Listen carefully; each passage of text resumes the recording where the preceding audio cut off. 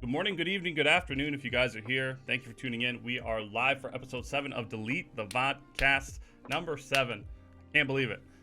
Feels like we should be almost on number 10. Actually, next week would be 10, but we had some setbacks. Whatever, that's besides the point. Anyways, we're going to be talking about balancing your work life, your personal life, balancing everything that's going on in your life. Today, we're not professionals. We don't have the best, most expert advice, but we're going to talk about our experiences in all of these regards. And we're going to do that starting right now.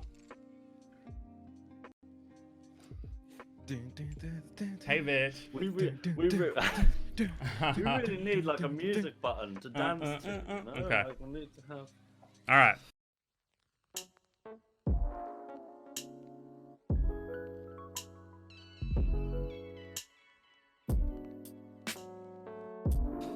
All right, okay. So let's talk about balancing your personal life and your work life. As a creator, from a Twitch standpoint, obviously we know that this is a super important aspect of our lives, as you can relate. And for a lot of people who are in the position that I'm in, they don't share this information. They don't talk about this stuff. Me, yeah, I feel like in some regards I should, but a lot of regards I should keep stuff personal, but I just don't give a fuck. Like, I'm just going to be honest with people. People ask me, I can't lie. So, like, if I'm a really bad liar, and I've known this for being a liar as a kid for years. And, like, when people confront me with something or ask me a question, I can't, I wear it. Like, I can't lie. I'm like, and I just don't care, so I'm just gonna tell you the truth. Like, I just don't say first, think about it later. Exactly. Like, fuck it. I'm just gonna say what's as soon as it comes to my mind. I'm gonna tell you the truth. So yeah. So but like, then we've had that conversation though about the importance of transparency though. Being transparent. But you know what? That. And like, one of the biggest things that my dad ever taught me as a police officer when I was trying to be one myself was that only give as much information as people are asking you. So like.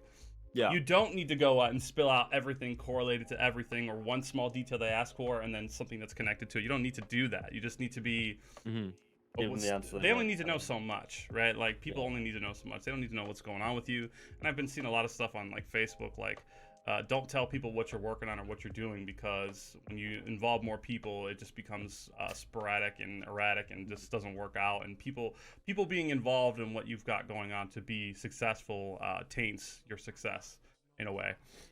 Not only that, I think once you start putting it public, then it's kind of it ruins the like the drive kind of in some cases. Like, if I'm working on something, I don't want to talk to people and be like, yo, like, I'm working on this. Because then it's just like, sometimes it could be, you're just doing it to find, or to, I don't know how to word it, but like, you're doing it just so that they know that you're doing it in a way. Yeah. Yeah. You're not doing it for you. Yeah. So if you do it in the background, then it's like, you know, it's all you. And you could kind of keep like your mess ups. But I think that depends on the field in which you're working in. Like, if I'm doing a video, or like JR, if you're doing a video, I or even with streaming, I wouldn't just be like, oh, I'm live. Yeah. Or, there's a video. Because then, like, you need to kind of build up hype around it. But at the same time, if you're working like a really short schedule, there isn't necessarily time to do that. So with me, if I've got uni and I've got this to do, like all this crazy stuff, I might whatever have spare like time you can get, half an hour before I start streaming to say, oh, I'm streaming. So there's kind of that. It's all about execution of how you do that, you know, because sometimes I want to be like, oh, I'm working on this stuff. When I was doing like YouTube videos quite often and stuff, I want to be like, oh, this is a really great video, I really love it. But then I might watch it back and be like, meh. So it really just depends on if you're one of the people who benefit from just dropping content or dropping this, dropping that, and it just being like, well, there's the end product. Which I feel is a lot safer creatively. Whereas if you show someone like a work in progress, then very quickly that work can be shifted in creative direction through the input of others. Yeah, at least in my experience. I mean, you're definitely right. I also feel like when you're working on something, like as a creator, like when you're dropping stuff, sometimes it's really good to get people hype or get hype built or excitement built around something that you want to do or something that you want to get work on, and people know it's coming and they're looking for it. They're constantly checking, and boom, it's there. And then you get all this this feedback or this these eyes on these projects that you've been working on. when you tell people. But Katie, good morning. Good to see you. Good to see you. It's really good advice for any job. Hard to remember though. I'm sorry, I don't know what that statement is in regards to. How bugs is your wiener? Okay, I don't know what the fuck that means, but all right.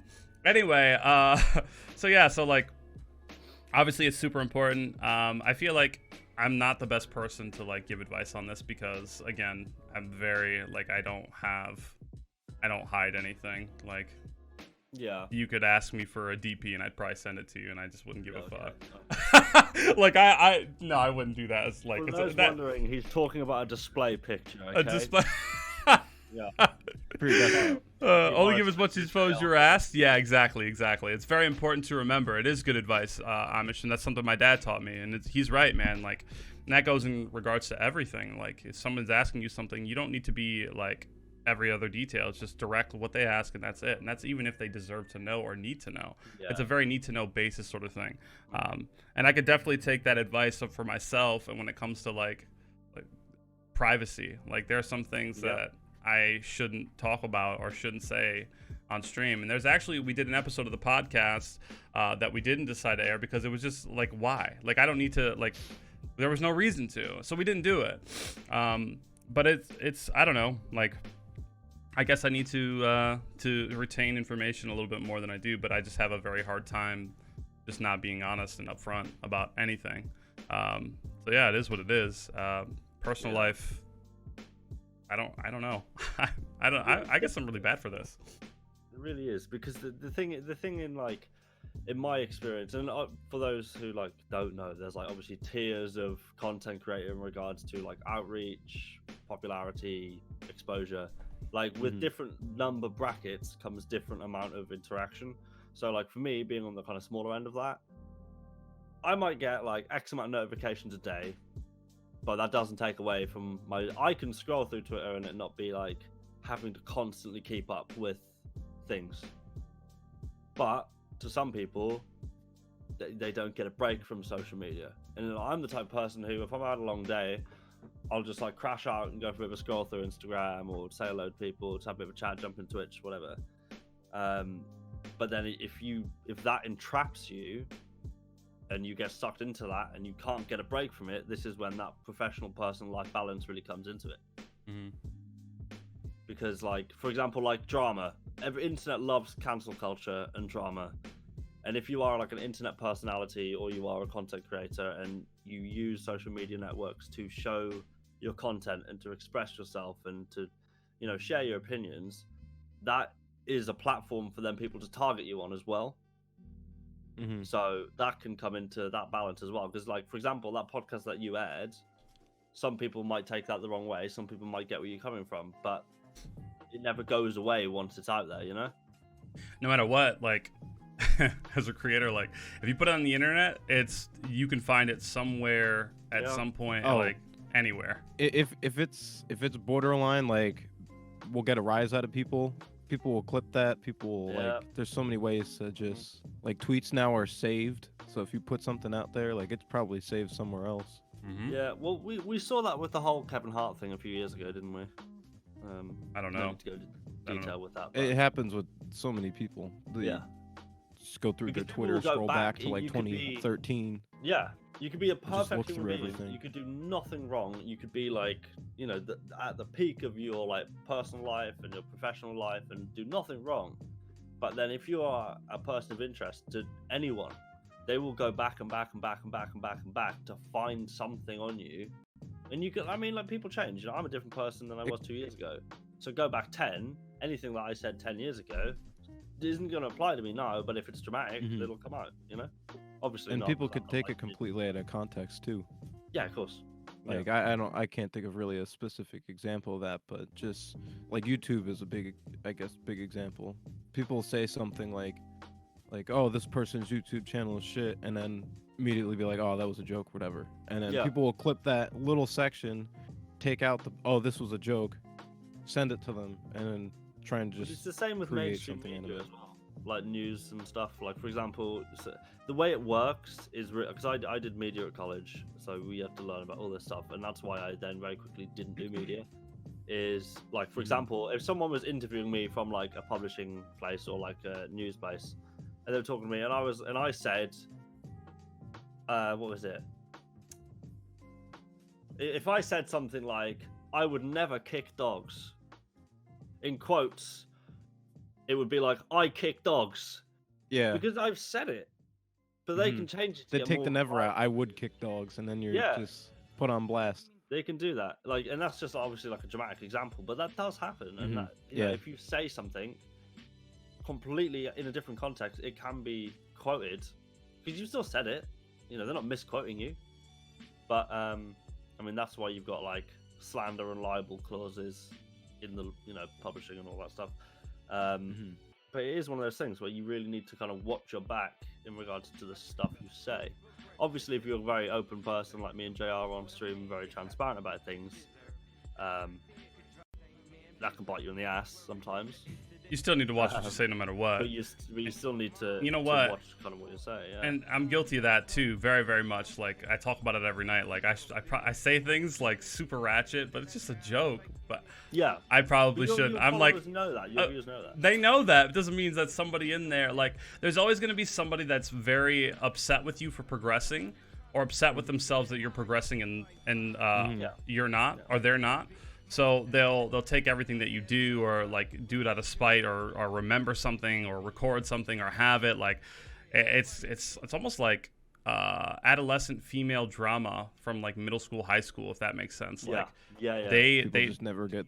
They screenshot and they record stuff, and like people just don't let go. So like they're looking for that one thing, and then when you do it, it's like, okay, well, I've got this now, and if he ever comes out, or he or she ever comes out and says this, well, I'm gonna post this and be like, no, you're actually a liar because you said this at one point. Like, doesn't matter the context, you know. It's cancel culture. Yeah, so like I don't understand like the whole, like I don't really understand the whole mindset of cancel culture. Like I don't. No, I don't understand it either. I don't get it, but I mean, I get it in some social situations, I guess. But I guess I don't know, man. Like I'm kind of like that way in a social situation. Like there'll be times where I like make plans, and then the time comes around, I'm like, I don't know why I agree to that, because I really don't feel like doing this right now. But it's just like my, I don't know. Like I was in a very depressive state not that long ago, I guess, and I was that way for a while. But it took me a while to realize that I was in that state in my personal life. But now, like I want to go out and do things. The problem is that all the people I like don't live anywhere near me at all. Like everyone lives across the states, or across the world. When you're coming around, like I mean, I've got the kettle on. I'm waiting. Taking a boat across the lake, the big old lake. Yeah, you yourself and Minder have both asked me to come out that way, and I mean, I just Twitch London. Yeah, he's like, dude, when you gonna go to Twitch Amsterdam? Like, I'm like, bro, I just like I want to, I'd love to, but I can't do it. I can't do it. It's just very expensive. Yeah. So I'm very bad at balancing my me too. social I'm absolutely dreadful at it. And work life. So like, obviously I do this full time, and I do work a side job a couple days just to make sure that I can maintain a constant money flow, because you need to as a creator. Like you never know when you're gonna have a bad month or a week or whatever. But my personal life, like I give every detail to the community or the people that are interested that ask. I have no issue with that, and I guess I should contain information. I don't know. I think it depends what the information is, really. I just like. I don't. I think the more popular you are, the more you have to kind of put that filter over. So like, an example of this is one of the singers I listened to, Ari Lennox. She put up. I don't know exactly what it was, but I guess it might have been political or just like against. I think it might have been like LGBT or something related to that. I don't know exactly what it was, but she caught a lot of heat for whatever she said, and she didn't mean it in like a bad way. Like she explained it in an Instagram post, and she kind of broke down like the logic behind why she posted whatever it was, and it was kind of reasonable. And then she was like, "Yeah, I'm deleting my Instagram now because I just can't say anything. Like you should be able to talk personal things, but you can't now because like there's someone out there that's gonna get offended, and you can only really speak your personal mind to people that you trust. And if you don't, then like someone with that kind of reputation, it could ruin their whole career. Yeah, and that's the And- thing, and that's obviously connected to cancel culture in a way. But it's one of those things where the internet is obviously made to be a place where everyone's opinion is just as valid as anyone else's, but that also makes everyone's opinion is equally meaningless because everyone thinks that they're right and everyone thinks that what they're saying, what they believe is the correct thing because they've got no reason not to. But then if people are having an argument over their opinion at this point of the like this place in the world and then this place in the world on the same platform, like that's not going anywhere. That's just going to constantly steamroll. And it's one of those things where like you've also got to take in your, I don't want to say like target audience, but like Ninja's a prime example. Like he knew the type of people he was broadcasting to. He changed his ways, and he like stopped swearing and all this stuff. And then there was like a clip of his girlfriend calling him an alcoholic on stream, and his stream absolutely loved that, and it blew up, and it got loads of views, and it was in the news, and all this stuff. And realistically speaking, that might have been a joke. That might have been just like a satire comment or like a bit of a dig. But then things can blow up so much because of its like drama. That's why Keemstar did so well. That's why he has a career. Don't get me started. Well, I was gonna say he built his career off of drama. Yeah. So it's one of those things. I mean, there's ways of doing it, like the whole iDubbbz content cop thing. Oh, he can't do that anymore. He's not allowed to do that anymore. No, YouTube changed their terms of service to prevent bullying. Yeah, I didn't even know Purely that. because of him and Leafy. That was the only reason that happened. I tell you what, man, but I liked his content cop series because I loved them. he called out assholes. Like, sorry, I'm not gonna name anybody specifically because I'm not allowed to. Like, I can get banned from Twitch for doing that, but assholes. Like, he called out people. So, you know, if you're ever looking for that, go on YouTube. Cancel culture is bullshit, especially people who are saying shit to be funny, like comedians or streamers. I agree. Obviously, people who commit serious crimes against others, fuck them, but canceling someone for a tweet or a joke is dumb. I guess, I mean, I agree with that. Obviously, like 95 to 99% of that. There's definitely cases where or like you shouldn't have said something justified. like that, like on Twitter or like Facebook. Like that's obviously so blatantly like morally wrong. Like you shouldn't have said that, and like that happens for people. That happens for people of you know, just normal people and you know, just celebrities. Everyone, it happens for everyone. But I think it's important to remember that as society, the kind of moral level has changed an awful lot in the last like 5 years. Like it just has. Like the things that you can say and can't say have completely changed. So if someone said something in 2013 that back then was a bit of a joke, now is seriously offensive.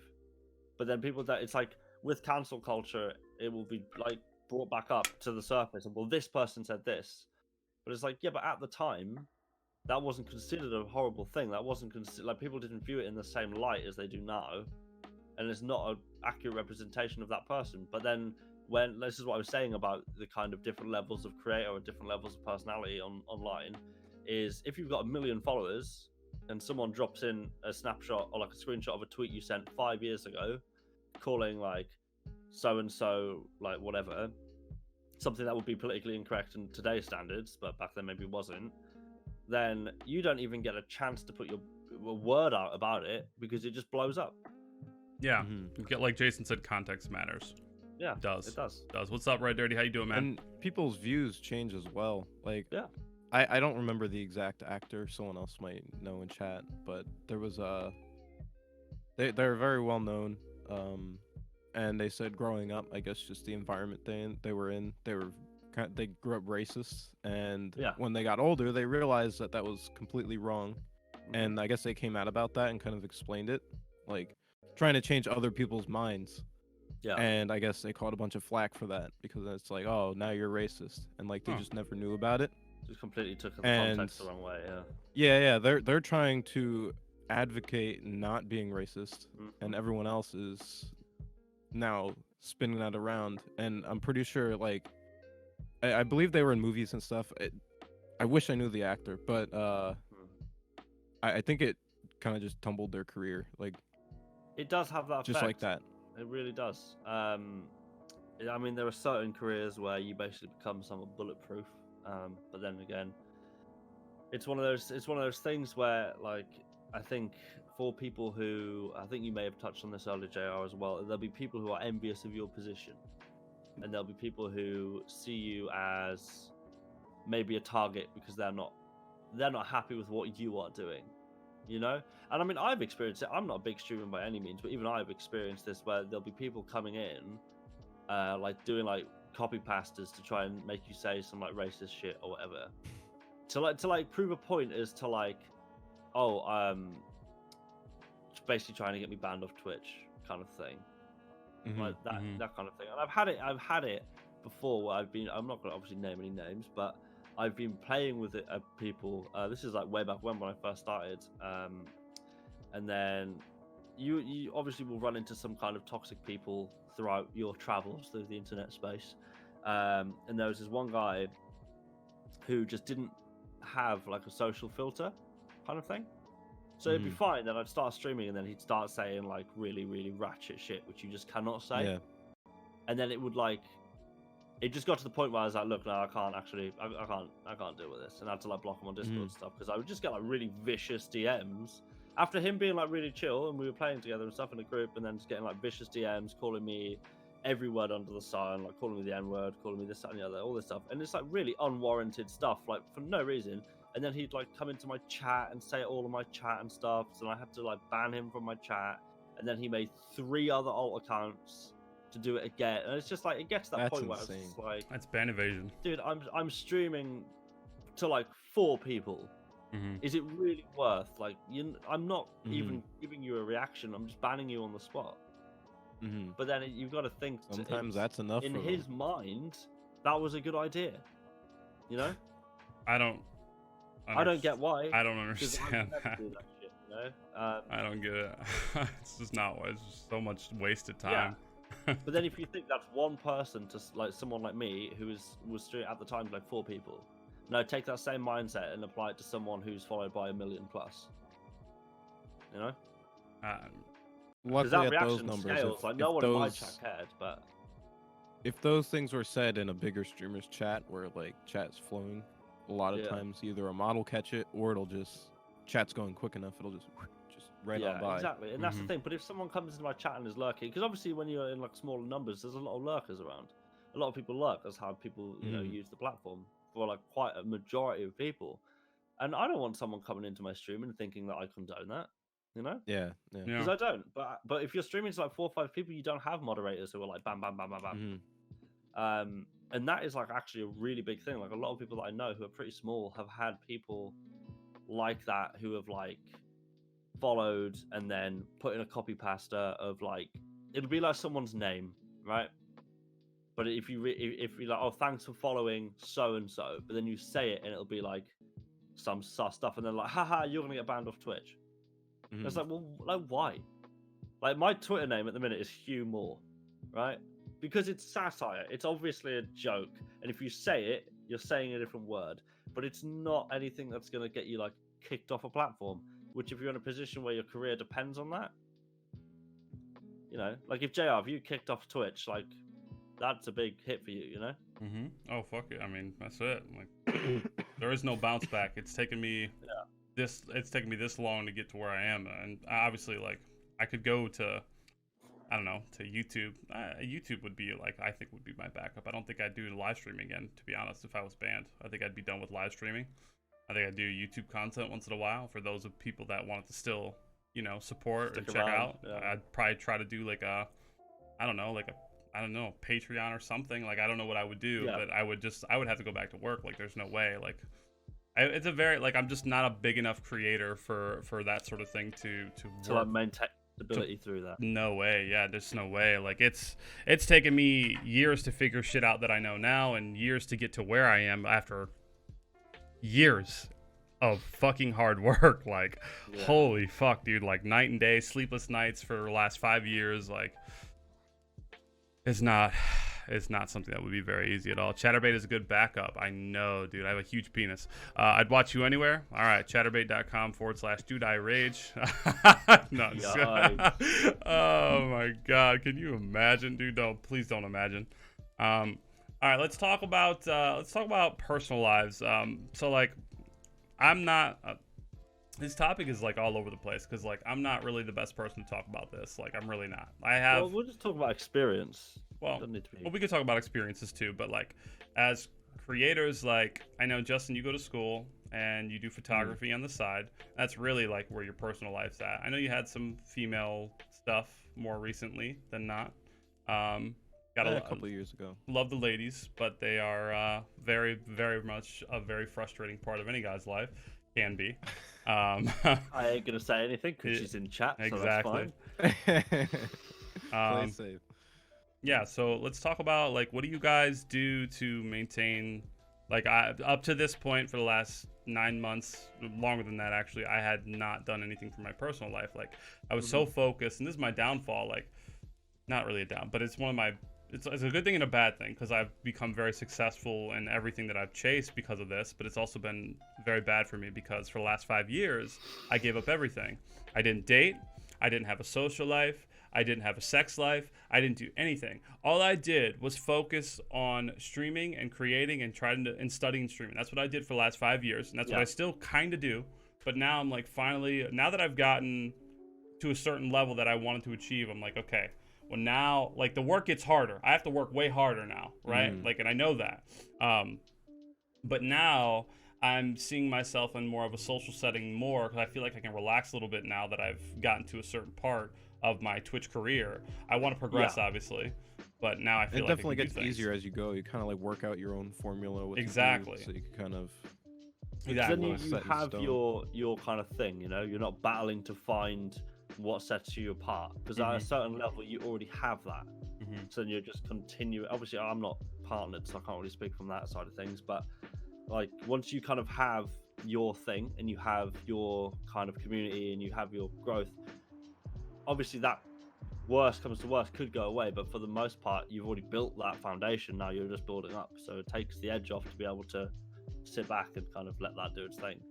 Yeah, I tell you what, man, like one of the biggest stresses that I worried about for years was numbers, and because I wanted the partnership real bad, and like partner does a lot for a streamer. It's huge, and not like I mean just the biggest aspect of that is that people will look at you more because you have that check mark. I know it sounds silly, but they will. They will, regardless of your numbers. They see it pop up in chat. They see it like, okay, whoa. this person's established. Like this is a Twitch partner. Like that's up. I mean, there's however many 27 million, 28 million streamers on Twitch, and 28,000 or 30,000 of them are Twitch partners. Which the numbers is I mean, it's a huge difference, like 2%, which is fucking insane. I mean, this is the thing. Anyone can get affiliate. Getting affiliate is not hard at all. No, it's not. It's a joke, dude. It really, it's like it doesn't really. It's even a joke. It's matter. actually when I used to stream, I had it. Like I was able to get it. Like and I didn't stream much at all. No offense to like anybody, like, but I was an affiliate for 2 years, so I can say this. But it's a fucking joke.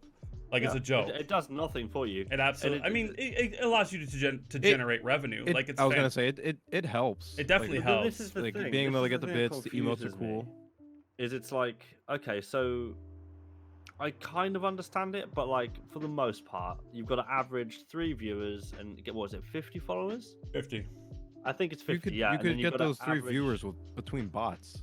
Yeah, like if you just get Nightbot, Streamlabs, and yourself, and Moobot too. Any bots, It's and this is the thing. It's like anyone can get that, so why even make it a step? Well, they did this. Okay, so understand this is where this becomes the business aspect. Twitch did this because if they give more people affiliate, they have more opportunities to make money on their website because more people will pay affiliates.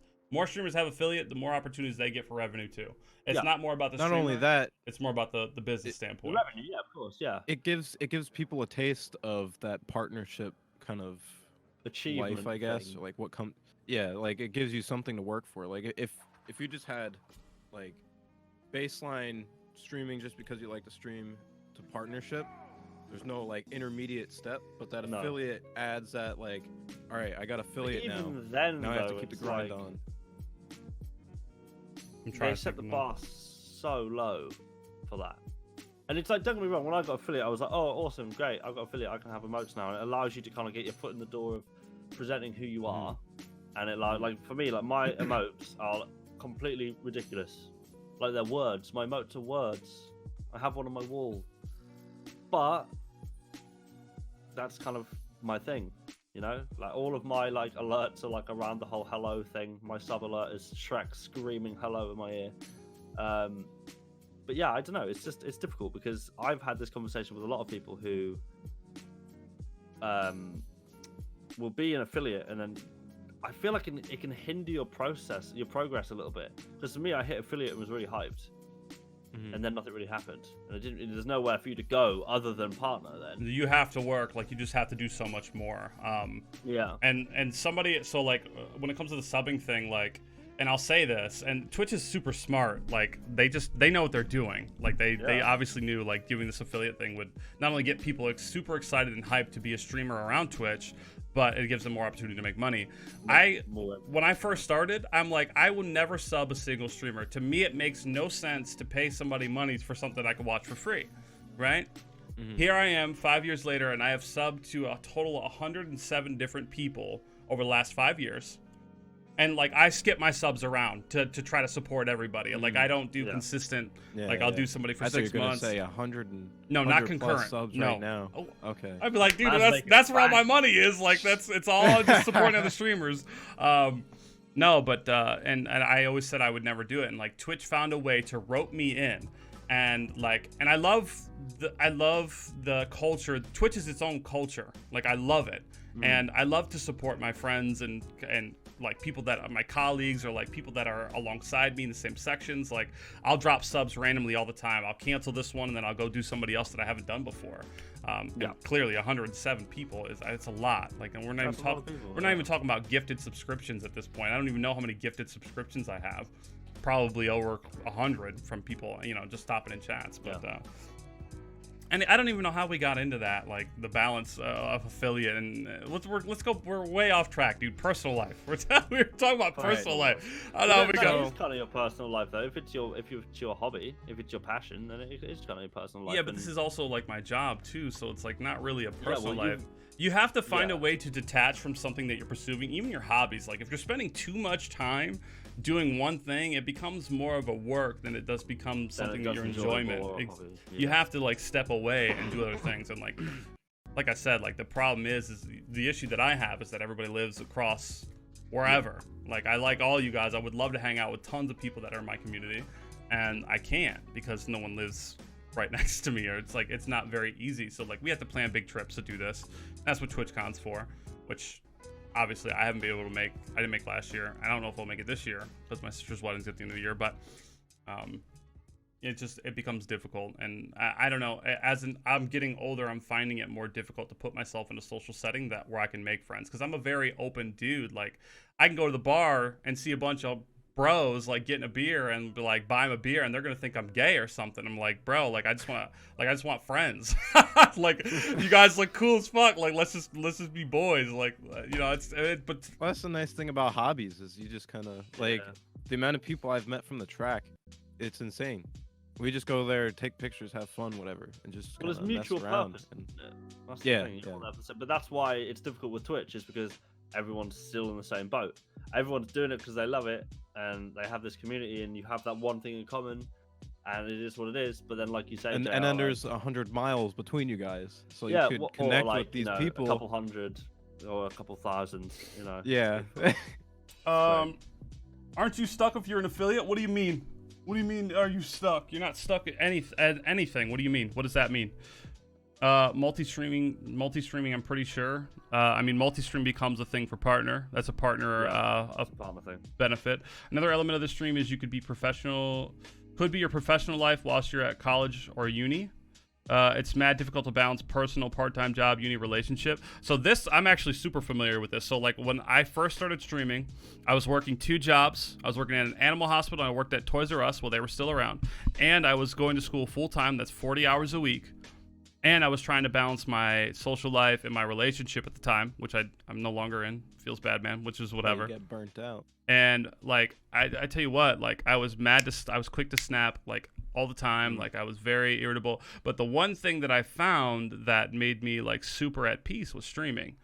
And we talked about this before, like me going to class slowly turned into me studying streaming while I was in class, and I wasn't really retaining information. I was doing enough to get by, and I passed, like, and I finished college, but like, I just look where I'm at. Like this is what I'm doing. Like, and you know what? And side note, like I talked to tons of people that studied the same field as I did, and a lot of them are where I'm at doing the same thing. So I don't feel as bad. When it comes to balancing your personal life and pushing for a partner or growth in general, is there anything that I would have done differently? Yes, I definitely, most definitely would have taken more time off. Absolutely. I never did that, and I do it now, and I feel like I have it backwards. Like, but granted, I've got a lot of stuff going on in my personal life that's been super stressful, very weighs heavy on me. So I can't like, and this takes me back to telling you guys, like, I can't lie to you. I wear it on my face. Like, if I'm down or upset or just in a shitty mood, it is not hard to tell on stream at all. Yeah. Like, it is so easy to read me. So it's like, I don't want to be on stream that day. And now that I've gotten to this point, I'm like, man, I should have been doing this years ago. Like, if I don't feel like streaming, I should not be live. It's just not good. So, yeah, I definitely would have taken more time off. I would have made, I think, more efficient use of my time. And I definitely, like, you're doing it right, Amish. This is why you've been so successful to this point, man. Like, it's actually been wonderful to watch you grow, by the way. Like, when I first met you, you had less than 1,000 subs on YouTube. Your Twitch channel was very small. I would have done YouTube videos years ago. I should have done them more consistently. I would have started doing them the same time as JCon. I would have started doing them the same time as Running Man, Toprek, Minder, and I would probably be a lot more successful, and I would have been a lot more successful a lot sooner had I done that.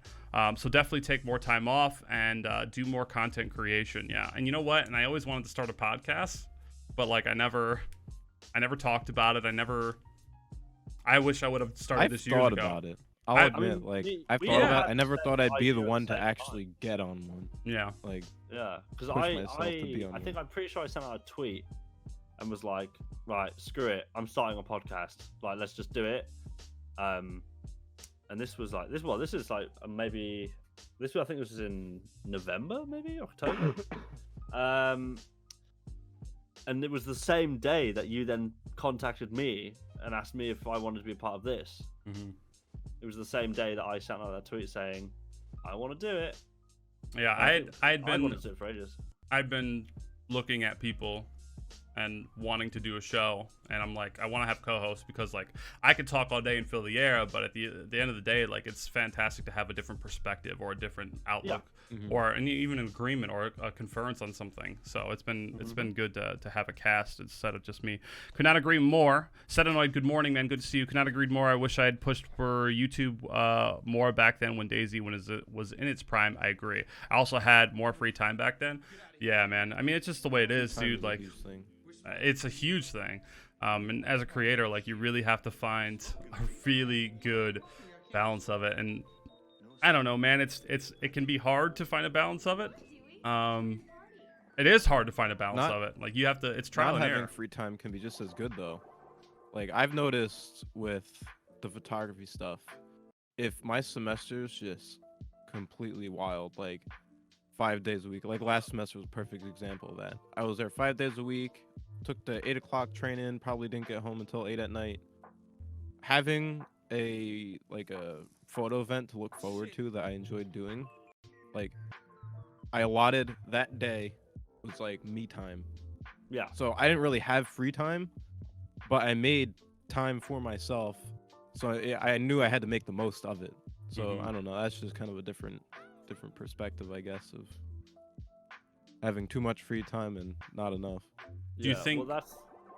Carry on. I'm just gonna say, do you think not having as much free time has helped push your creative flow? Like working constantly? I would say so. You think so? Yeah. Because it keeps you on the grind and it keeps your brain going. Like right now, like this semester's been pretty.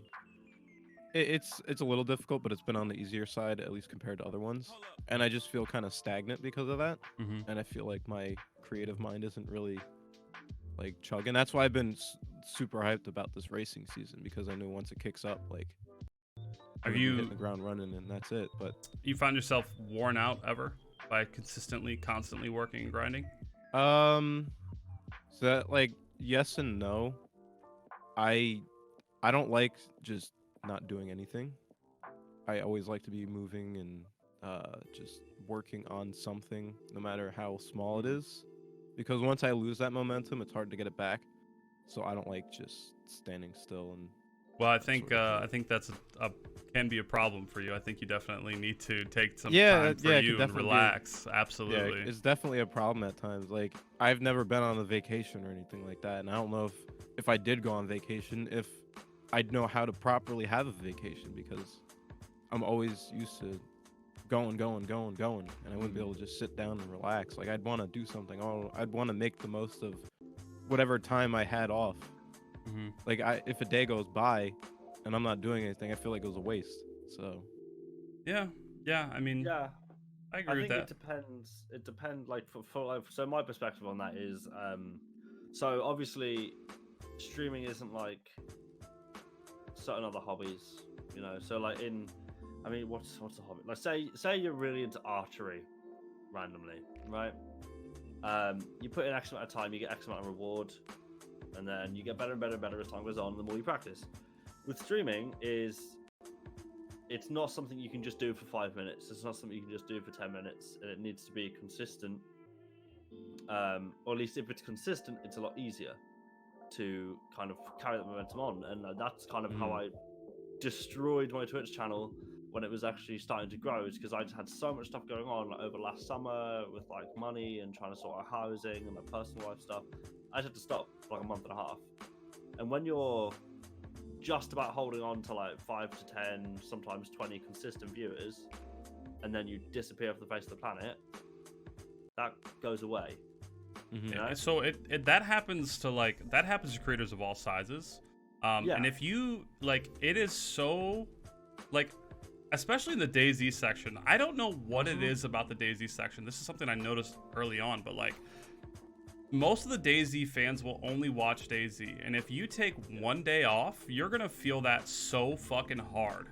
And I can attest to that. Like, I am proof of that. I take one day off, and dude, like, it granted, it's not my focus. Like, if it was, then I wouldn't ever take days off. But like, now that I've gotten to this point, like, now I'm so much more wiser to working at this and creating. Like, I know now how important time is off, to take it off. Like, yeah, god damn, dude. Like, and especially in a game like DayZ, bro. Like, yeah, that you would cry a big old nap after a big game of DayZ. That game draining.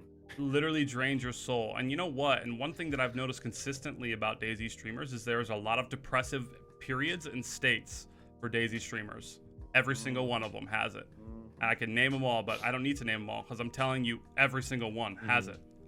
There's not a single streamer I know that's not depressed when they play DayZ for a long time. At least a lot of people that have been streaming for a long time. Other people that haven't been streaming it for a long time, or maybe like a moderate amount of time, they take the time off because they don't deal with this shit. They're like, hell no, I'm not fucking streaming that. I'm not playing that. They're gonna go do something else, and they're all the wiser for it. Yeah, I wish I'd learned to like take time off. I don't feel like my schedule is all over. I don't even have a schedule because I physically cannot have a schedule. Like, I have an assessment coming up on Tuesday for uni where I need to do like a 10-minute set of completely original material for my band, and that's all like super complex stuff. So I need to put as much time as possible into that to get that grade, and that's what it is. At the same time, my stream's getting bigger and better every day, and it's growing, you know, and I'm doing different stuff now. I'm playing Tarkov and all that stuff, and that's fine. But there'll be times where I'm like, I just don't feel it. Like, I might be like, I really want to stream Tarkov, but then like, I've just basically ended up playing solo the entire time, and I'm the type of person who really benefits from company, and I feel like my character comes out more if I'm engaging with someone. That's just who I am. I'm a social person. I don't like just sitting here by myself and kind of going, oh, got him. I don't find that interesting to do or to watch. So there'll be times, and I don't know if you guys have had this, where I'll be like, I really want to stream. I really want to create. I really want to like be productive. But then it's like, well, what do I play? Who do I play with? You know, stuff like that. So I find myself in this like mental rut of like, creativity means to be creative, and they're just not lining up, which then leads me to feel really like, oh. I can tell you, like, for doing that for years, man, like, there are a lot of days where I'm solo. And you know what? And DayZ is great for that. DayZ is a fantastic game to grow your channel on, to grow a foundation, because you're running around for hours. If you're just filling the air talking, or you're running into people and talking, like that passes the time. You could so run into much. people in DayZ. Like if you're playing Absolutely. Tarkov, you can't. Yeah, you ain't can't finding do that. anyone friendly No. in that Yeah. game. No. But I mean, you have to find a way to make it interesting to you, even though it might not be. Yeah. You have to find a way to get yourself entertained, so that anybody that might pop in be like, okay, this guy's fucking dope to watch. I'm gonna follow this guy, and I'll come back and check him out another day. You know, see what's going on. Yeah. Yeah, it's. I mean, it's not the easiest thing. It's not easy at all. It took me years to But it's a realize that. learning curve, isn't it? And It it's is. Different, it's different for everyone, because you'll pick up people throughout Some your people are Twitch just naturally travels. good at it. Well, yeah, but you'll pick up key members of the community who, like, there's people in my kind of community who, regardless of what I play, when I play it, whatever, always just seem to be there. And you know, if I'd have got like 5 different people who'd come into our stream really early on, my chat would be like a different place. You know, they're kind of like community key holders of like. That's kind of, they summarize like who my community is, and luckily all those people are like really solid people who I can have good conversation with. But that's the one thing that, on the point of what you were saying about DayZ being like a pretty depressive game, is there's a lot of downtime. It can be very frustrating as a game, even if you're not streaming. It can make you feel a bit like, oh fuck's sake. It's so fucking like But DayZ is that such game. a dude. It's such a I'm happy I don't weird. play that game anymore. It's such a weird, I'll because be like honest. we all love it. Like you still Yeah. love it. You do, Justin. Otherwise you wouldn't watch it all the Yeah, time. You yeah. do definitely love it. However, you can't be bothered to fucking play it. And like it's DayZ is like, it's like that for every streamer. Like every large streamer that is large right now started on DayZ. I mean, I could name a ton of them, probably at least 10 of them within a second here, 2 seconds. And they all play DayZ, and they all say the same thing. That fucking game is so bad. But then you'll randomly see them streaming it, and they'll just be fucking happy from ear to ear the entire time. But they'll be also depressed about it at the same time. Well, yeah, this is the thing. Like, if you start your channel off on DayZ, which a lot of people did, I did for sure, because I had such a massive passion for that game, and I was like, I love DayZ. That's why I spent so much money on a PC so I could stream it. You know, the list goes on, and a lot of people did that. I did that. Yeah, so many Everyone people did did that. that. But Everyone. then for me, it's like, I love this game. I want to start playing it. I love this game, and I want to share it with my friends. Start streaming it. Start building up a community. Things like, oh, this is really great. I get chinned from 200 meters away in the complete pitch darkness with a shitload of gear, and I'm like, well, that's just DayZ, isn't it? And then a bunch of other stuff goes on, and then I have to take some time off. So DayZ's annoyed me, and all my community's gone. So it's like, well, this experience has just been wonderful. It does happens, happen, dude. and that's the thing. It happens like, a lot. Unhinged, what's up, man? You don't like people? There's nothing wrong with that, man. But well, there is something wrong with that actually. That's you should probably see a physician or something, because that's sociopathic. I'm totally kidding. Physician. No. Psychiatrist, So my maybe. general inclination towards people a while back was that I didn't like people. And it's gonna sound, see, this is one of those things with context. Like, let me be very specific in detail on what I'm about to Take say. it out of context. Clip So it. like, people can be very, very toxic to everything surrounding them, and that's what I hate about people. That's when I start to hate people, when people are very toxic, and like you can see they're affecting their environment, the people around them, even their living situation. If it's dirty, like, it just makes you feel like a piece of shit, right? So that's when I hate people. But people can also be very kind, and they do beautiful things every single day. And I love people for that. And the blossoming, or like the blooming or blending of relationships between people is beautiful. Whether it's a relationship or just a friendship or just something where you just know somebody, or it's a mutual knowing.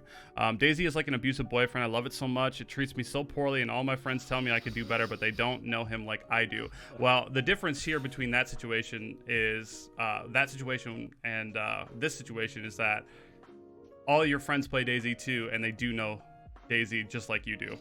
So I mean, that's irrelevant. It's like that for just players. Also, you cannot be playing it for a few months, but you're still going to be watching others play it. Yeah. I tell you what, man.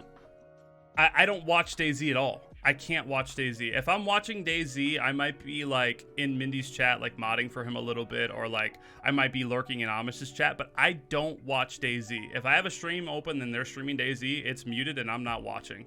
Like, I'm not watching DayZ. And I can't play it do YouTube videos on it, talk about it on the podcast once in a while, and fucking watch it. Listen, all right, we've mentioned this before, and I'll say it again. DayZ's glory days are gone, long gone.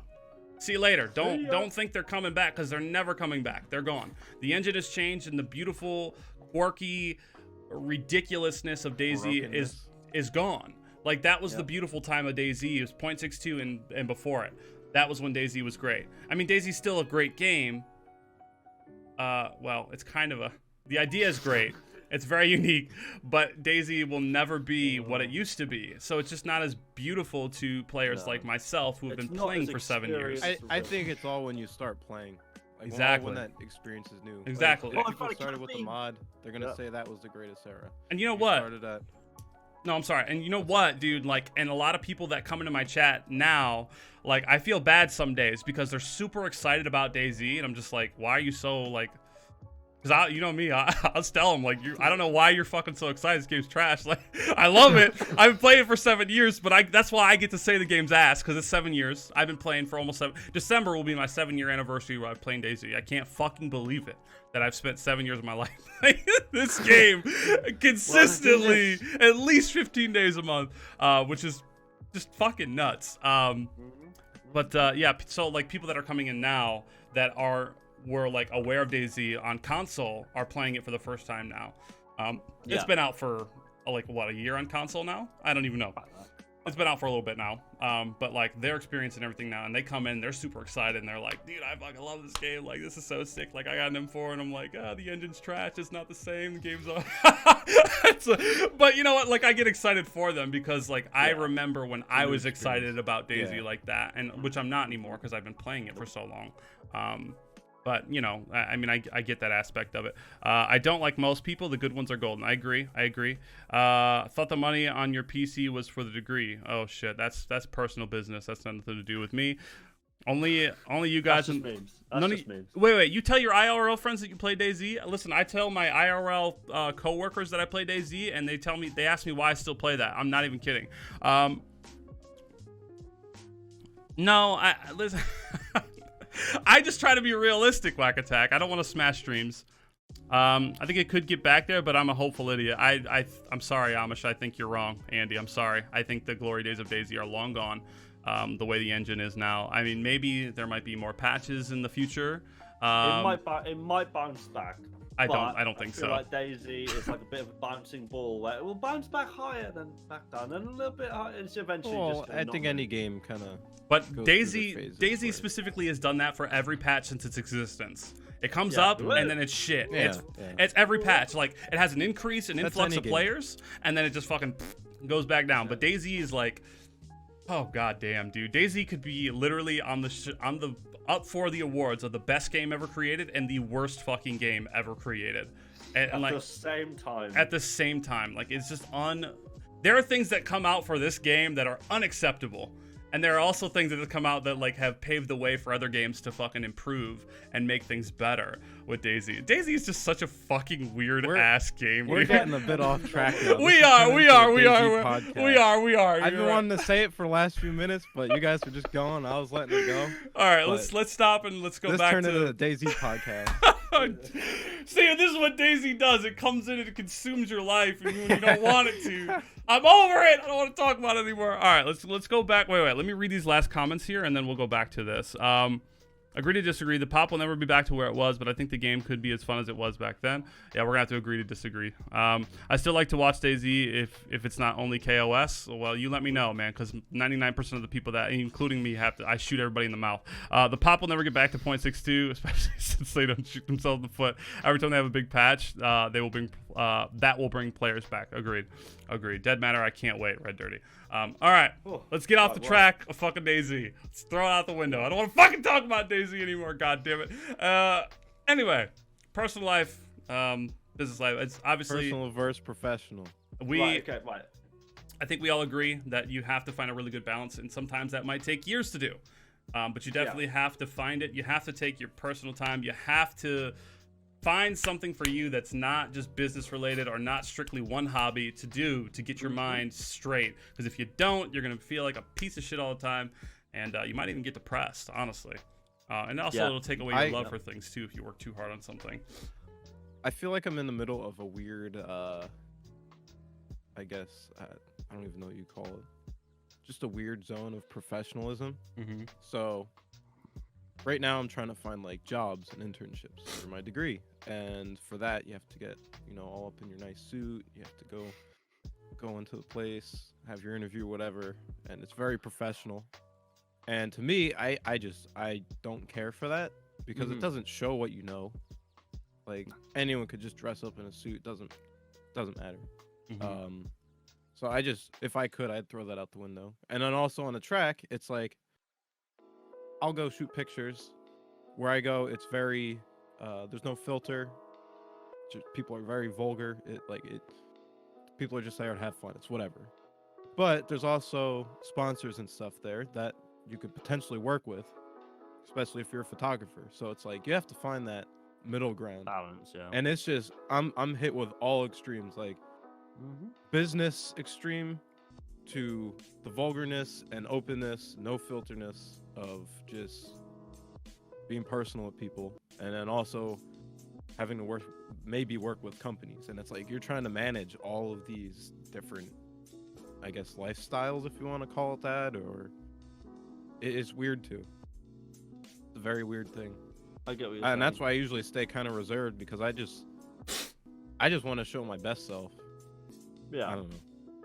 Well, man, I tell you what, so people will look for something that's wrong with you if you represent yourself as perfect all the time. Like they'll just no one's perfect. No one's perfect, and there's always something wrong. I don't want to say I'm perfect. I'm not. No. I'm not saying that. I'm not saying that you're saying that. But what I am saying to you is that people want to see you as a human, and know what your flaws are a lot of the times, and know what your good things are, your positive things are. Yeah. But a balance is definitely super important.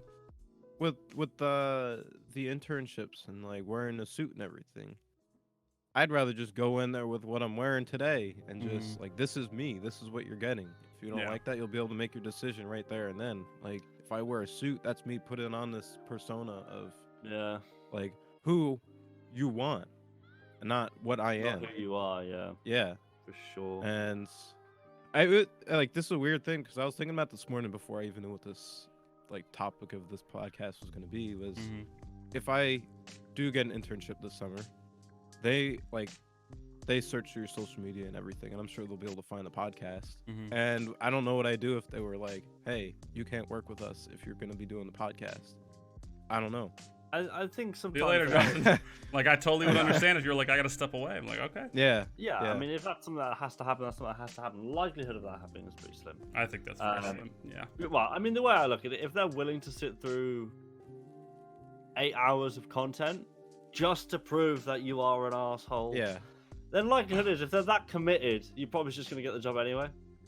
Because if I was an employer and I was like, right, 7 hours in, and let's finally find something wrong with Justin, and he's like, I don't want to wear a suit, because that's not They me. might not even sit through it, because, like with anyone, anyone has the potential to say the wrong thing at any time, like we were talking about earlier. And you know what? And let me say this, dude. So like, one thing, and you could take this advice, dude. This is specifically for you, Justin. Is that like one thing I've noticed as I've gotten older is I've stopped giving a fuck more about what people think about me. That might sound arrogant, but it's true. Like, you find happiness when you stop caring about what other people are thinking about you. The more you do that, the happier you're gonna be, right? So like when I go in for interviews or I go into talking to higher ups, I talk to them like a regular person. Like I say yes sir, yes ma'am with every person I talk to all the time, right?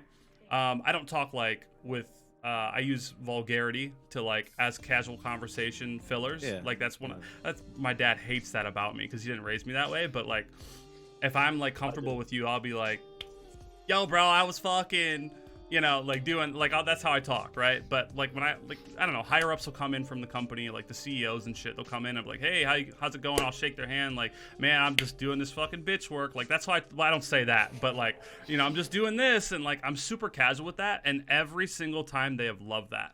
Every single time. So like that's one thing with like, and I wish I had learned this years ago. Like I've never been, and except for the last 5 years, I've never been confident. Ever. my whole life. I'd never had confidence. I never was assertive. I never gave a fuck. Like, and now I'm like, I'm confident in everything that I do. Not to be arrogant or like, oh, dude, I'm the best, because I know I'm not the best. There's always room for improvement as a person in everything that you do in your life. But I go into every situation more confident. Like, I know this about me. They're gonna know this about me, and they're gonna love this, because I know that telling them like where I'm good at things is gonna be good for them to know. Like, and I'll tell them like, you know, I'm trash at this. I'm still trying to learn. What do I say? What do I always say? We have to start saying, not I can't, but I currently struggle with.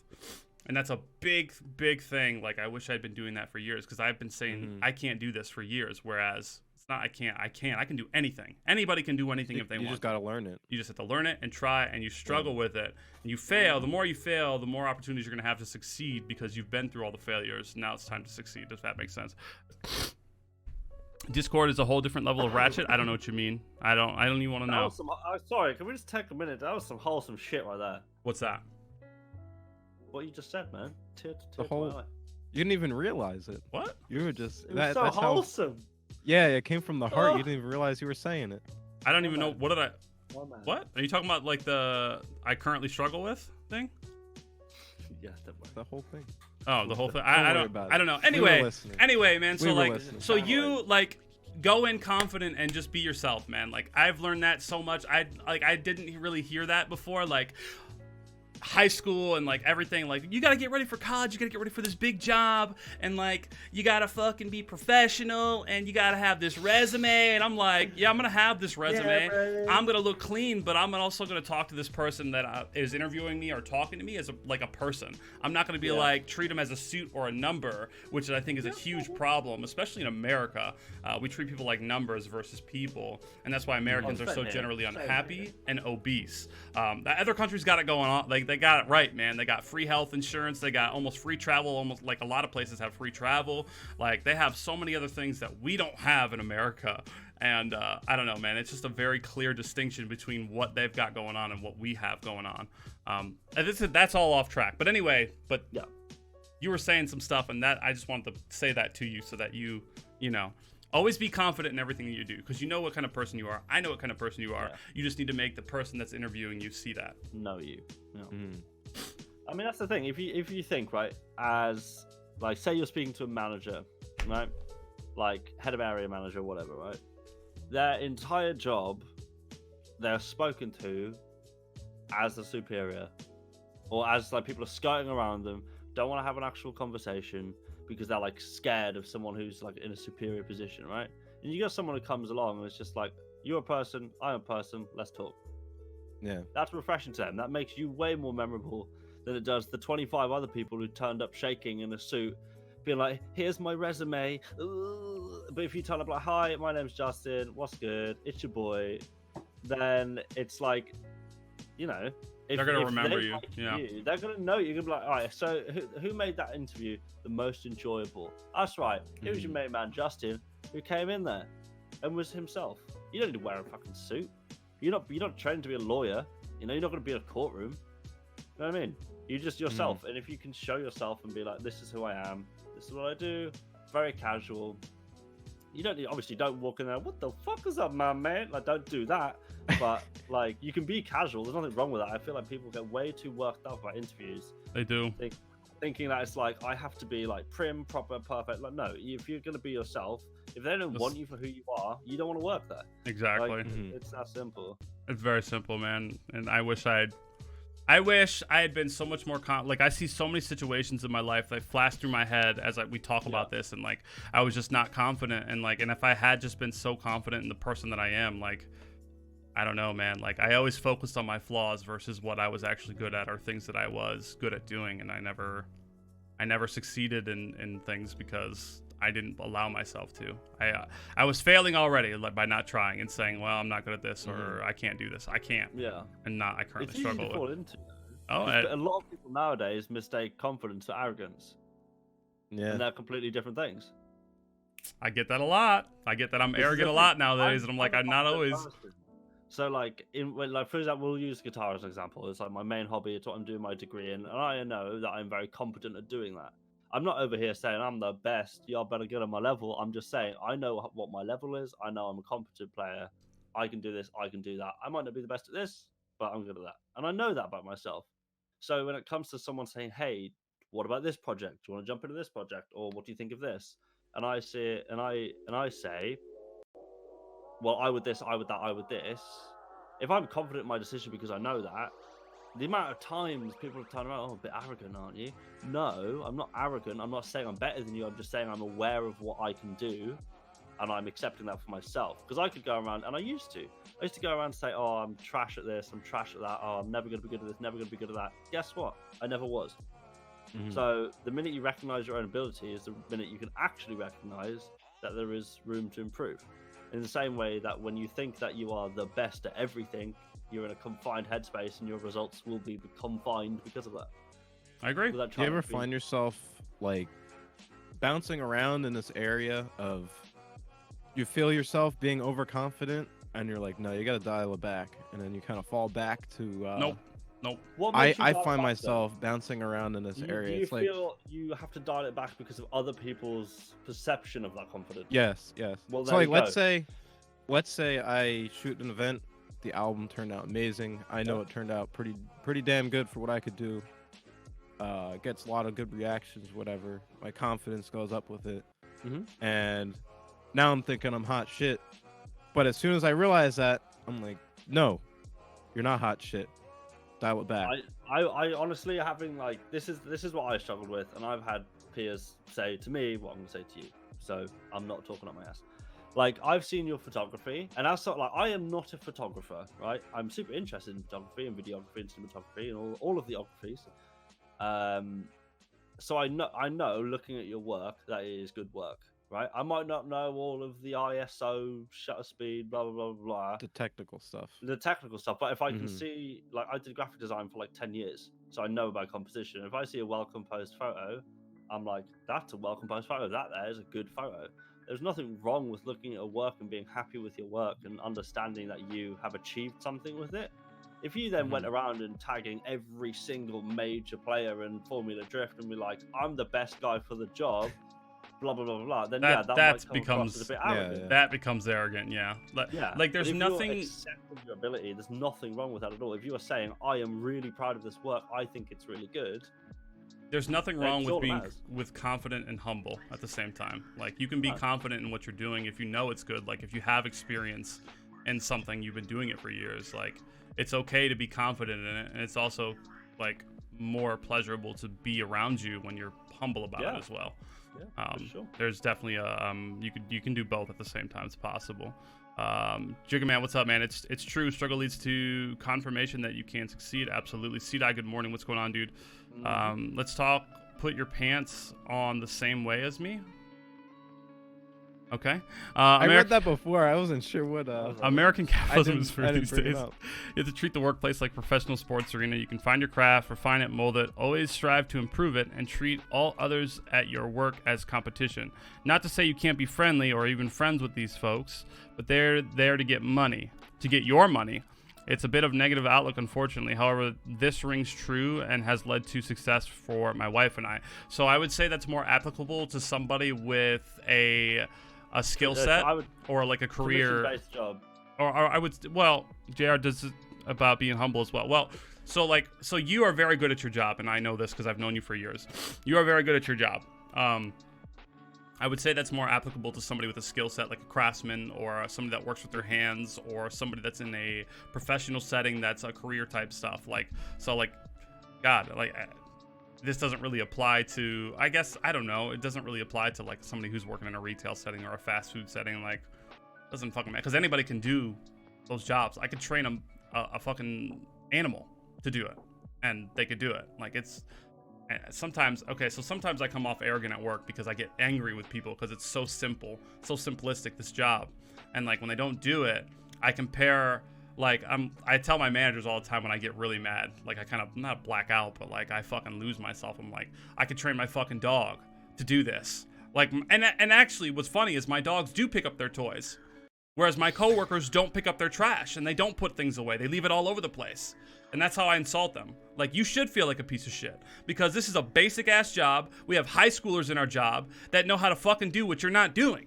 You're 40 years old, you're working in a retail location, you don't fucking clean up, you don't recover, you don't make things look clean. It's simple. I can go to McDonald's and flip burgers. Can you not do that? Can you not put salt in a patty and flip it over and do it again on the other side? Clearly you can't because you can't fucking put things away. Like, I could go all day about that. It's super simple. So it's I like, can see the vein popping out of yeah, your because forehead right now. you know, it irritates the fuck out of me. It's such a simple thing to be clean and neat and organized, no matter what your profession is, right? But It's especially when you're in a location where you have people interacting with your store and with you all damn day. It's your main purpose to make things look shoppable so that they want to shop it. It has to look appealing, has to be appealing to them so that they want to shop. And if it's not appealing, you're not doing your fucking job. You're not talking to people, you're not doing your fucking job. If you're sitting in the back fucking on your phone on Facebook and fucking jacking off, you're not doing your job. I hate to tell you that. I don't know. I could go all day. I've been doing retail for a long time, since I was 15 years old. I'm 28 years old now. So that's a long fucking time. But yeah, so I don't know, man. I think that's more applicable to a skill set or an actual profession. Like, no offense to anybody that works retail. There are people that do it for life, but like, in my opinion, like a retail job is like more of a stepping stone to something that has more meaning, not only for you, but for like your environment or I don't know, for just life. Like, I don't know. Every job's important. Everything's important, always. Like, you know, people could be having the worst day, or a doctor could have just lost a patient on the table and need to go pick up something simple from the store, and they interact with you, you know, and you might make their entire night turn around. You know what I mean?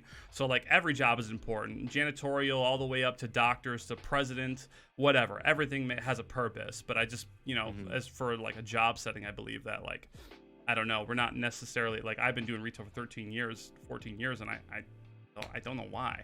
Like, I don't know why I'm still doing this. But then again, you also have streaming going on as your main. But I didn't. Like, I didn't always. You didn't have the time, no. But this is the thing. If you didn't have it now, I think you would have the drive that you have for streaming in a career, where you'd want to climb that ladder instead.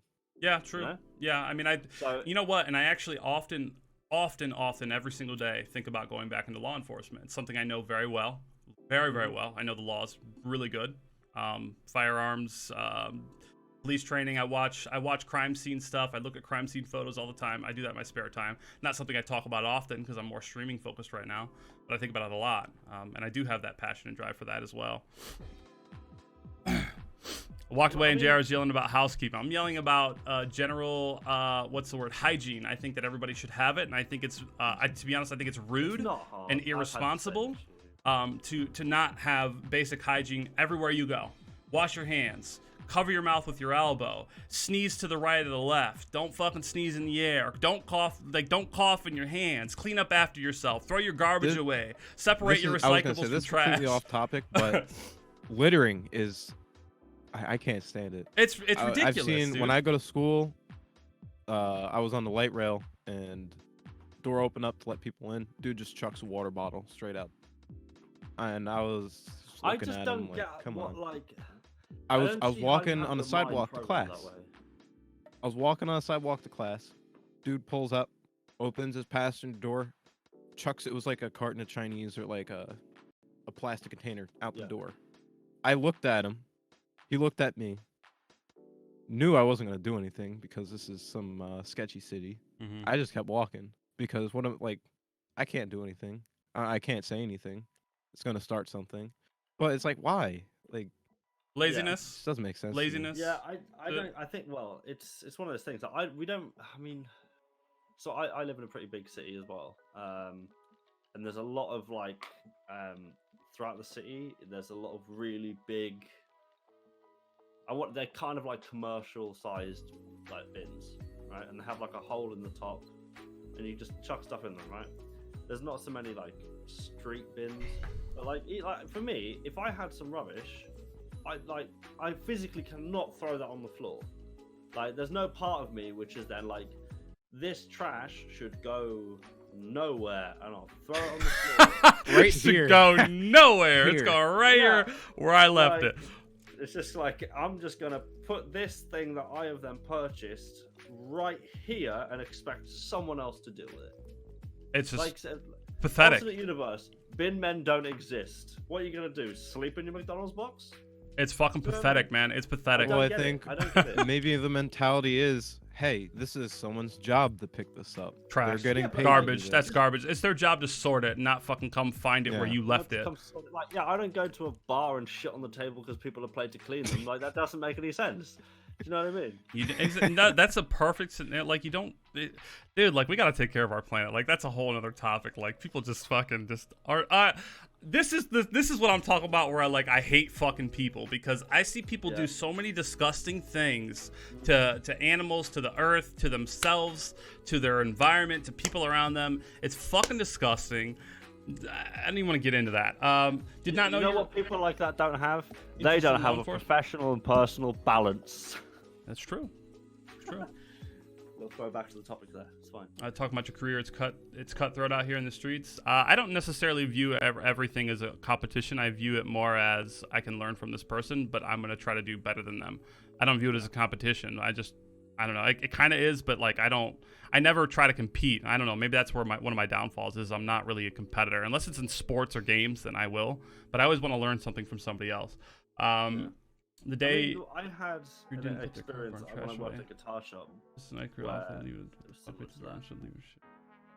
toughest job out there. I mean, we're gonna have to rename this to Off Topic Podcast. Yeah, professional and personal off-topic cast.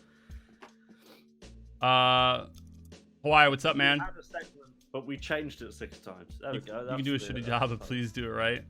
Yeah, it's very basic, yes, man. Miatas are sexy. Yo, honestly, I've been vibing with that lately. I'm just saying that Taylor Ray's Miata is just spicy. Okay. If you're a trash bin or something, I straight my truck. You ever have a bagel with cream cheese and bacon on it? Yes, I have. I'm loving the tangents. Beautiful segue. Okay, thank you. Yeah, no, but I think it's very. I think it's human nature to naturally want to do what's right, and I think people throwing shit all over the place and just not maintaining themselves or their environment is very basic human nature to want to take care of yourself, to want to take care of where you are, somewhere that you're naturally interacting with all the time or every single day. Like, it's just not hard. It's very easy to do. It really does baffle me where like for example, this like, I don't have great faith in humanity at the minute. And this just like pissed me off. Uh-oh. Oh God, here we go. So I don't like, and for those who actually know me, I don't tend to get heated over little things very often. Like, I'm a pretty chill guy, but this just really bugged me on so many levels. And JR, you've worked retail, so you'll get what I'm about to say, right? Mm-hmm. So I go to Tesco, which is like a big supermarket, and bear in mind, this is like a couple of days ago, so I'm like super ill. I'm like, don't want to leave the house. Anyway, left. And we need to go to another shop to pick up some other couple of bits. Anyway, that's kind of besides the point. So we go to the till. And there's this man there he's clearly like quite well off. He's not struggling. Do you know what I mean? Like, he's doing all right. So he's just sort of rude to the cashier. He's just like, "Can I have a bag?" And the cashier, and so I don't know if you guys do it in America or anywhere else, but in the UK we charge for plastic bags. Some stores I think do. It depends where you Some go. stores do. It's as a way to make people like bring their own bags, right? Mm-hmm. So they were 5p, now they're 10p, but in the shop that we were in, they were 15. Was it Aldi's, by the way? No. Okay. No, it was Iceland. Okay. So basically, he was like, "Yeah, they're 15p."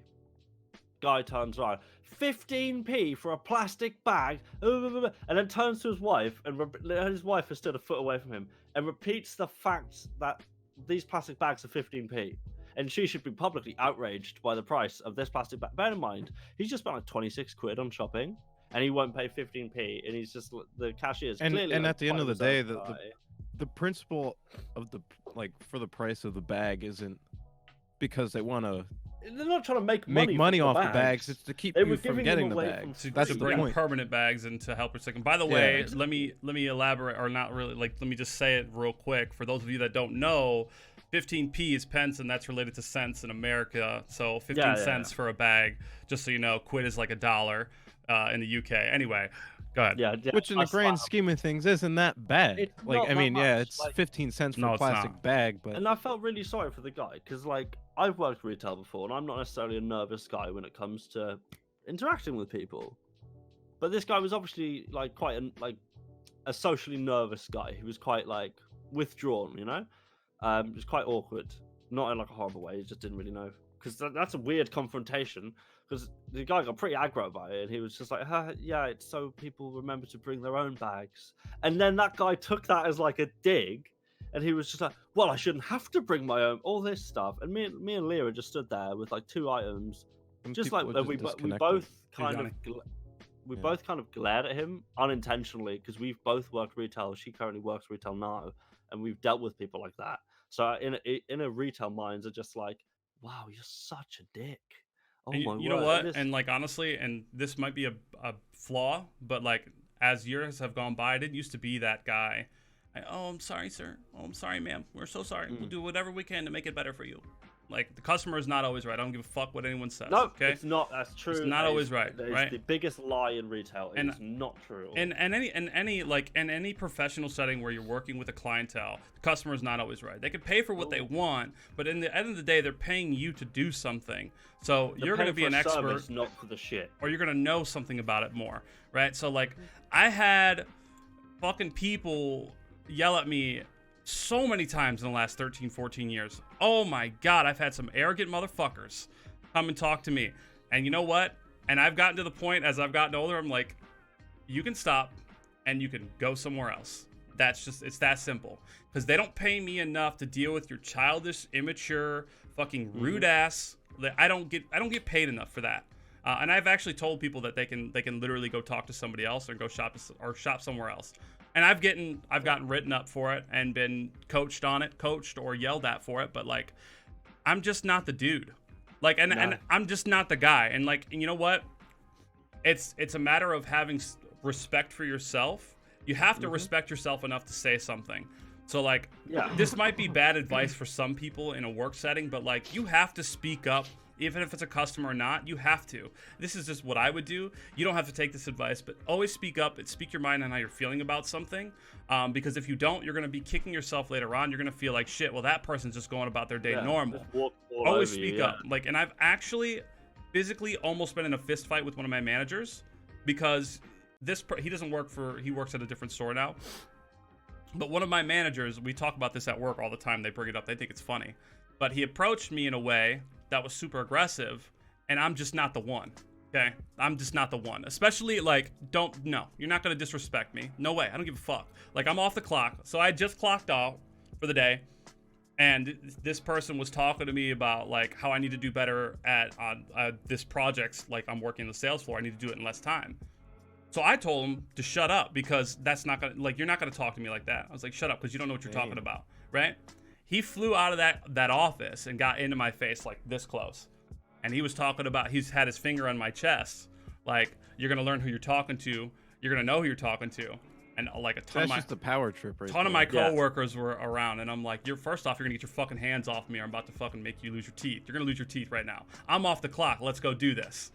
And like, that when shit escalated that high, he was not ready for me to say something like that. Granted, I never wanted it to get like that. Like, I don't want to, like, when I wake up every day, my goal is to not be aggressive and fucking cause harm to anybody or have confrontation. I want a drama-free life. I don't want that. Yep. You know, but you're not going to disrespect me.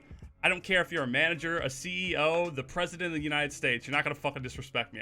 Granted, I'm not going to get into the POTUS's face because then the fucking Secret Service will tackle my ass. Like, I'm not gonna do that.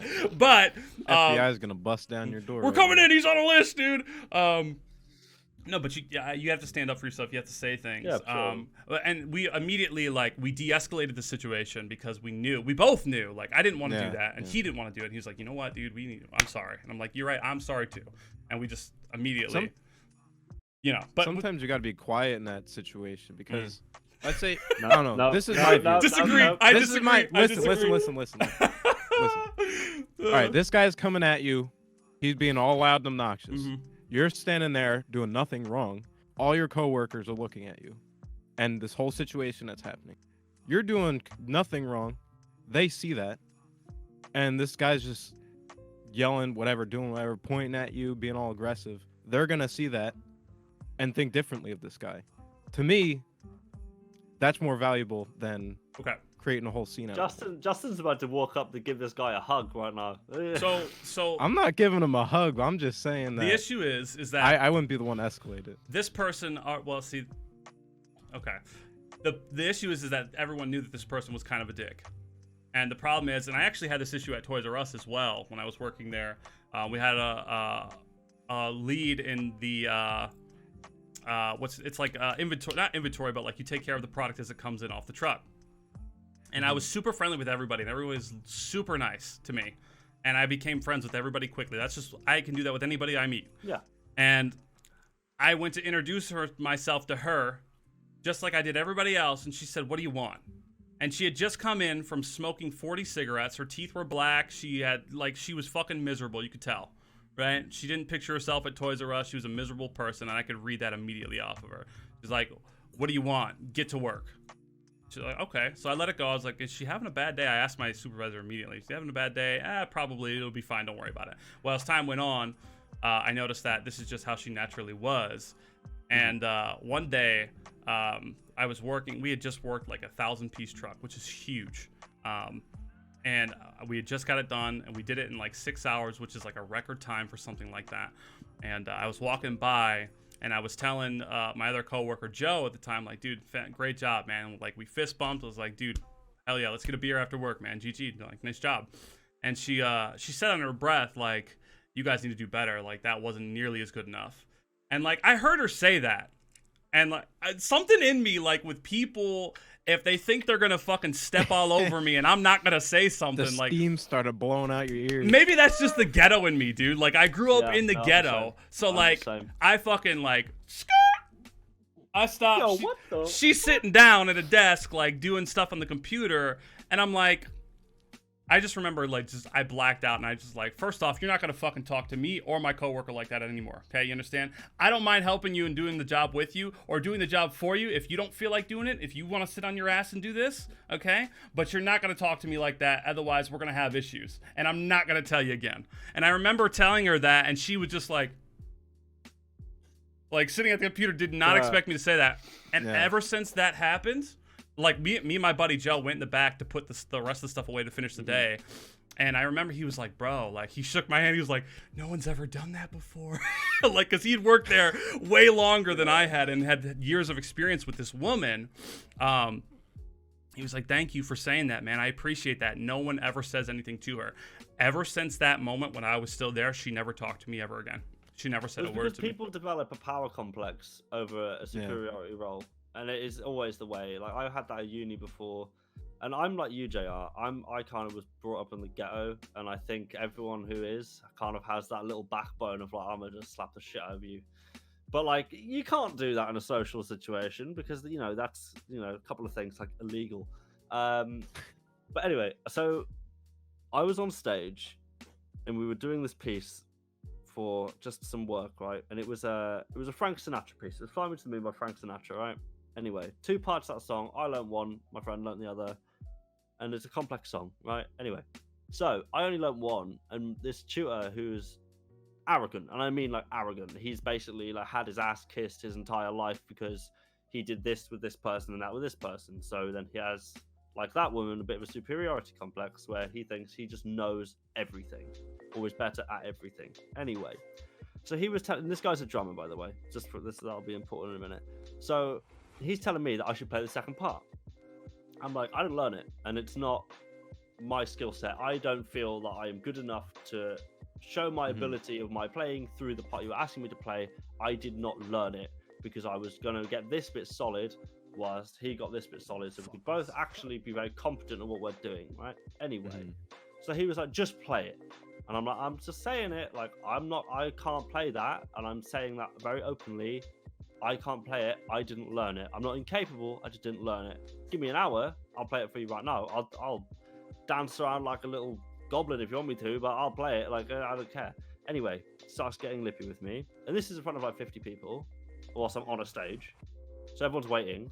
Anyway, so he's saying like, play it. So I'm like, right, I'll give it one run through. If I don't play it, I'm not fucking playing it. All right. So I just couldn't do it. I didn't know the song. He was expecting me to play it up by ear. Yeah. And that's a jazz song, and jazz songs are fucking hard. Anyway, so he's speaking to me like I'm stupid. Like, you know, if you've seen parents speak to their kids like they're like just not even people, he was speaking to me like that. He was basically saying, "Oh, come on, just do it. It's not that hard." And that at that minute, like the X amount of years I've put in trying to learn my instrument and get better at my craft, snapped. And I just snapped him completely and just said, look, I do not appreciate being told by someone who doesn't play my instrument how to play my own. If you want to come up here and play it for me and I'll tell you your shit, I'm more than happy to swap. But until that, I ain't going to take a lip from you. And then walked off stage, was like, fuck this, said my bit, sat down. Funnily enough, I didn't really get any more shit from him that entire year, because people like that develop such this like shell of like betterness that they can just speak down to anyone. All it takes is one person to just be like, listen, just shut your mouth. Like, you're not a better person than me. I pay your salary. Why are you getting lippy with me? Because that's true. You know, I pay to learn there. And if he's going to give me lip for me paying his salary, you haven't got a reason to. And you know, if he does it to you, he does it to other people as well. Exactly. Takes balls to say that, hopefully. by the way. That's something that I don't ever say. I don't say, well, I pay your bills. I don't do that. I never do that. Dude, I went in, dude, because that's the truth of it, you know. Like, if it was a job and I was employed by someone, that employment could very quickly go away if someone didn't like it, right? But as it is, I have to pay to do my education, and he is one of the people that I am paying for my education. I'm not paying someone to lecture me and then give me shit. No, I'm paying to learn. I'm not being paid to be put down. I feel that. If he don't want to get paid, then he can go. You know, it doesn't affect me. Just get someone else, and they did. Yeah. For that reason, because it's the same thing. Like, that kind of energy in anything that you are passionate about will make you depressed. And that lesson had the lowest attendance out of any lesson that university has ever had. So it's one of those things. And I never really got on with him, but I'm the type of person, I'll get on with anyone.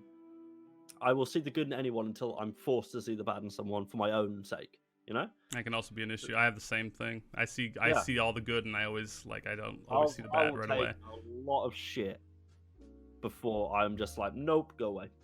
So let me read. There's a lot of chat here. We got some stories and stuff too. Yeah. Speaking your mind at work can get you fired. It does, but I believe I know that's true. And I've almost been fired multiple times actually in different jobs because I speak my mind. I don't bite my lip. I don't care. And I'll always stand my ground always. But it's just preference. You know, I'm not going to fear losing my job versus standing up for what I feel is right. So I'll always do that. It's funny because that saying wasn't even about a situation like that. The customer is always right isn't about individuals. It's about the market. Like, people prefer to buy stuff online nowadays. So companies need to sell their merchandise online. If they get ignored and said no, the customers are wrong, brick and mortar is better, they'd go out of business. That's what the saying is about. Okay, interesting. Not about adults acting as children to get their way. Okay. I'm giving out smoke to anybody who wants it. Nothing was better than pulling a 2,000-pound pallet of tiles at a customer asking you where are the baseboards. Bitch, I'm pulling 2Ks of tiles. I think you told me this yesterday, I think. Well, all the floor crews in a semicircle. Yeah, we did talk about this. Yeah, dude, it's frustrating. I know, man. I know. I don't know what she's saying A for, but okay. F that, stand your ground. I agree, real. I agree. Lazy people aren't helpful. Very clearly. I stand up to shit all the time. Apparently, I'm the biggest asshole on our job. I've been told because I don't care who you are, what you well, I don't know if you're working with animals or mythological beasts, but I feel that. I'm in a situation like this right now. There's a guy at work that works at my restaurant. He keeps acting like he's a fucking owner to me and thinking he can boss me around. Only problem is I'm a delivery guy, and he's the only one that can cover me. So if I call him out, we're gonna have problems, and he's not gonna give me the cover I need if I need it. So I have to bite my fucking tongue and let my dad take care of it. It's so fucking hard, and I hate it.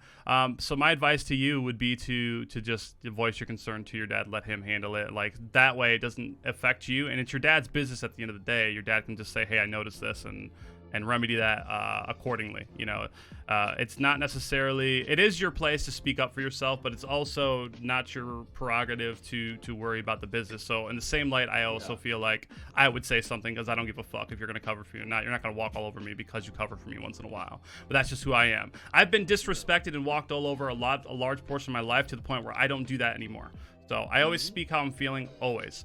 Or the thing to remember as well is, like, if you're feeling a certain way, if you're feeling like he's really just taking the piss and overstepping his mark, like, regardless of whose company it is, who you work for, that's just not okay. If you feel that way, you are feeling that way, and that is affecting you only.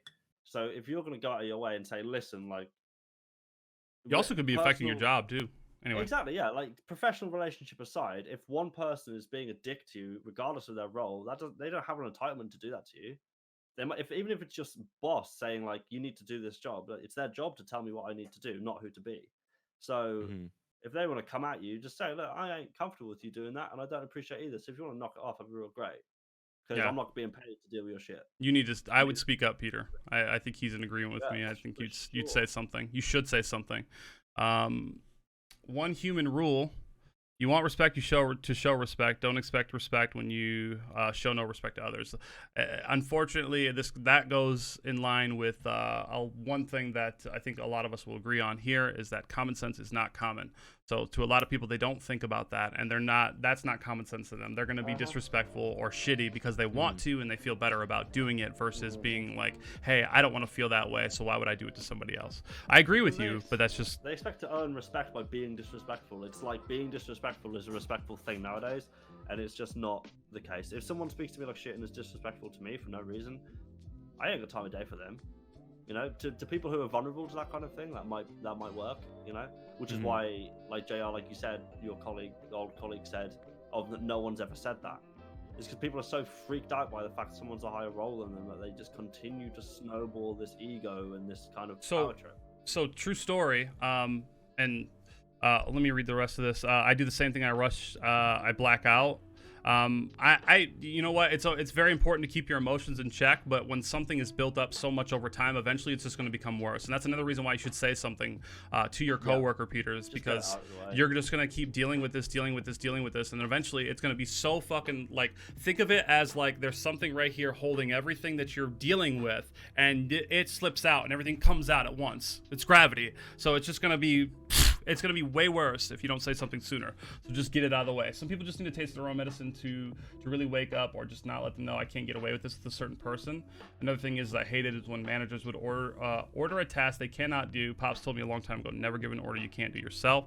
I agree with that. And a lot of managers, fortunately in my current workspace, like the managers that I have, they all are forced to do specific training and almost every position before they can progress to that point. Which is a good thing. But I agree. I think a toxic part of retail kind of deals with that. They'll set the bar so high to a point they know that you can't unrealistic expectations. Those numbers. Yeah. Just to push you to try to achieve those numbers to make you work more efficiently. We have a very high manager turnover rate. We've had almost 30 managers in the last 5 years since I've been there. In and out. 30. 30. That's 30 different people. Like, usually when you workplace, you have like the same managers the whole time, almost. Like, unless they move up or someone comes in, but like 30. That's a 30 fucking people. 30. How many years? What? In 5 years. 7 a year? I've worked with 30 different managers in 5 years. And 31. We have another one. Okay. Anyway, so quick story. Reaper, what's going on, man? First off, we're going to wrap it up here, guys. We are way over time. I don't want to go to 2 hours. So I'm going to wrap it up here with this story real quick. But long story short, I was not really forced, but asked to resign from a position that I worked in when I was younger because I spoke up about something. Is when I worked at a hospital setting, and I was doing my job every day like I'm supposed to. I was a boarding technician in an animal hospital, so I'd take care of the animals, play with the animals, help in surgery, help pre-operation, post-operation, all that stuff, and I'd clean. Most importantly, I'd clean everything, make sure everything was sanitized. In a medical setting, obviously, that's like the most important thing, right? So I remember one day, like, I was super fed up. I was sleep deprived. I had football, and right after football, I came straight to work, and I worked 8 hours, right? And then I went home at like 8 or 9 p.m. and I was fucking exhausted. But anyway, well, that was my routine for that month or a couple months, whatever. I remember watching somebody drop a big hot pile of shit, not a dog like freshly pooping it out, but like they had picked it up, and which I appreciated, but like the bag like was so heavy with this poop, like it slipped halfway open, busted. And there was shit like all over the floor. And I'm like, I saw it happen, and I didn't say anything, thinking this person that just like, 'cause they saw it happen too. Like they looked down to the left, pick it up. They looked down to their left, saw it happen, and kept going forward. I'm like, okay, they're gonna come back with stuff, right? Well, I went about my day, and I went to finish it. Everything that I needed to do, I did all my tasking, take care of the animals, and I came back, and that stuff was still there. I'm like, okay, well, whatever, I'm gonna let it go. And then we had a meeting that day, and when I walked by to go to the meeting, that shit was still there. And I remember, like, I was irritated at this point because I'm like, okay, I've passed this, and it's been like 2 or 3 hours, and this stuff is still here. Clearly, they're waiting for one of us to do it, but why didn't the person that, you know, dropped this say anything? Yeah. So, or like, come do it. So we had the meeting, and they were talking. They're like, so is anything on, like, does anyone want to, we're going to do our finishing notes here. Is anything on the itinerary or on your brains that you guys want to bring up that we can improve on as a staff, as a team together? And this stuff had been bothering me. Like, people just were leaving stuff blatantly because they just wanted us to do it. They didn't want to do it. It was just pure laziness at this point. Like, and understand, when you work in a hospital setting, everything has to be sanitary constantly, all the time. Yeah. So like, you have piles of shit on the floor, and you're just literal piles of dog shit on the floor, not sanitary at all, right near the OR. Like, not cleaning it, you're leaving it. So I'm like, okay.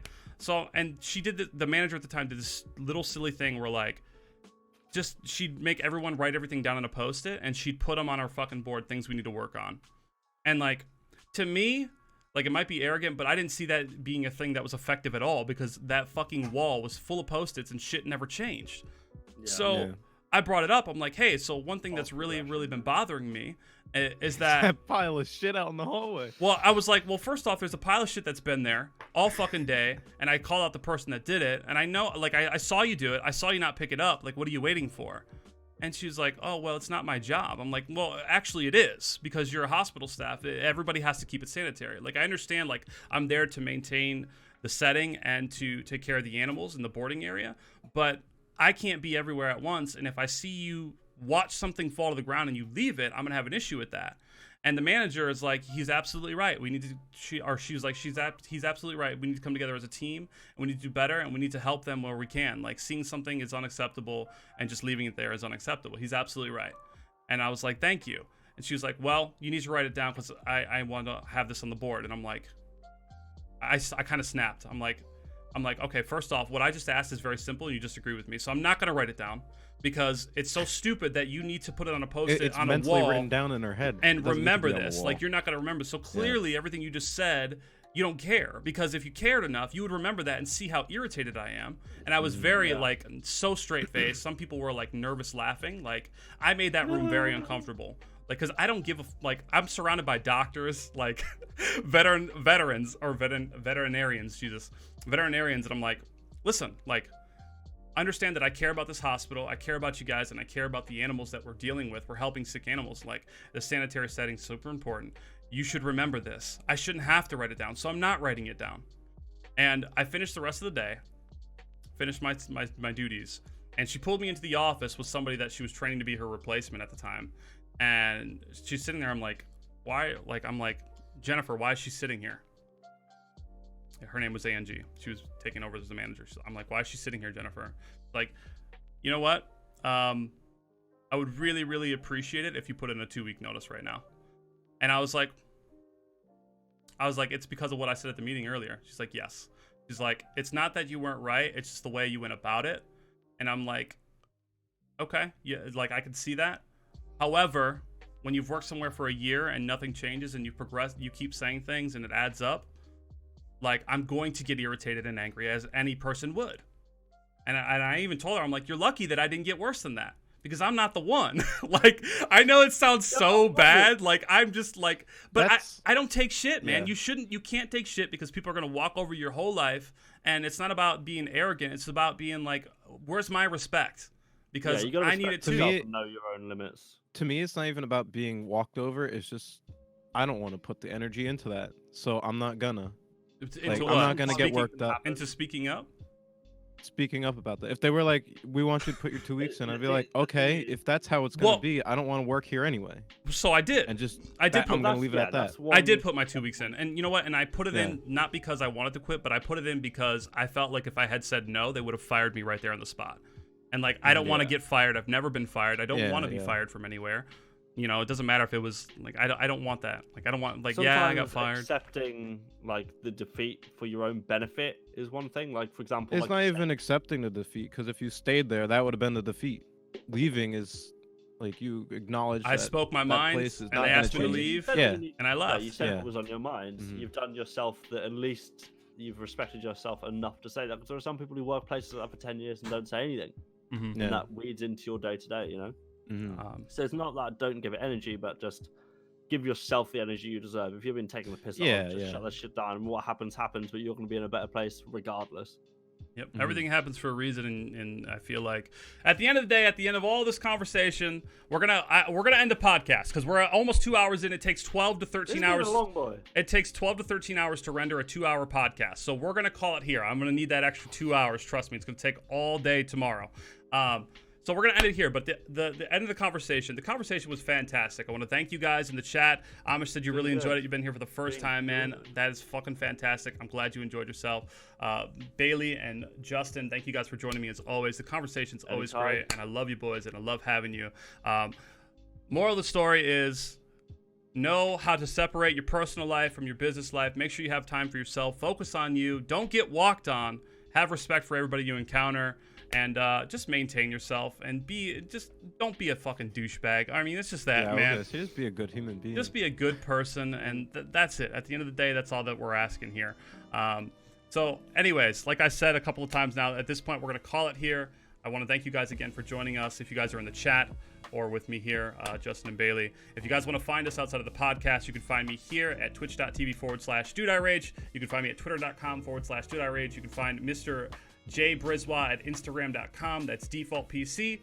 I'll put it right there in the center of the screen. You can find Mr. Netsy at Twitter.com/N3TSY_ and Twitch.tv/N3TSY. He's a fantastic streamer. Make sure you guys check him out. Make sure you check out Justin's photography. He's sensational, man. Very, very underrated, and he is an up-and-coming photographer, and we love him to death. All right, guys. Thank you for watching. Been a pleasure. Thank you for watching or listening. We'll see you next week. Bye-bye. It's been a good one.